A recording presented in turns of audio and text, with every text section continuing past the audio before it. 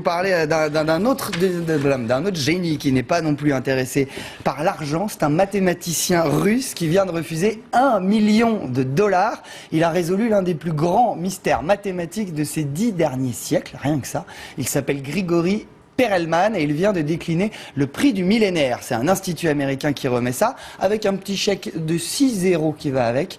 Non merci, a répondu Grigori. Il avait déjà refusé l'équivalent du prix Nobel de mathématiques, une énigme vivante qui préfère vivre recluse dans son petit appartement de Saint-Pétersbourg. Emmanuel Raoul. Des chiffres sur un tableau noir, oui, mais sur des billets verts, non. Cela pourrait s'appeler le théorème de Grigori Perelman. Ce russe à la barbe épaisse et au regard perdu, c'est un peu l'Arlésienne des maths. Tout le monde en parle, mais personne ne le voit. Dans les années 90, les prestigieuses universités américaines de Stanford et de Princeton lui proposent des ponts d'or. Mais il préfère s'enfermer chez lui à Saint-Pétersbourg, sans rien publier pendant 7 ans. Puis un jour de 2002, sur ce site participatif, il fait paraître une série d'articles qui vont tout simplement résoudre l'un des 7 problèmes les plus recherchés du millénaire, la conjecture de Poincaré.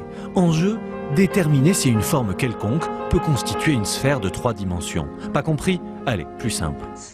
La conjecture de Poincaré et sa résolution, c'est l'apogée, c'est comme gravir le sommet de l'Everest.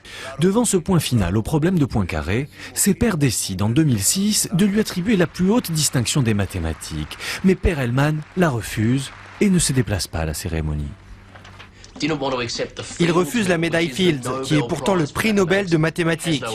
Mais ça ne l'intéresse pas. Pourquoi? Personne ne le sait. Est-ce un mystique? Certains avancent que Perelman croit que la science est vraiment pure. C'est sa découverte qui est importante.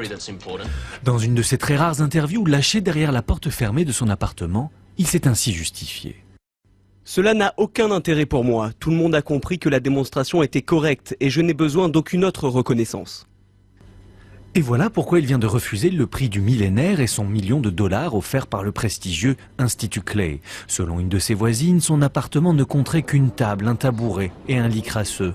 Il aurait même cessé toute recherche scientifique. Tandis qu'il reste muet, le monde mathématique se perd en conjectures. Ah, c'est un pur et dur, hein. Refuser $1 million.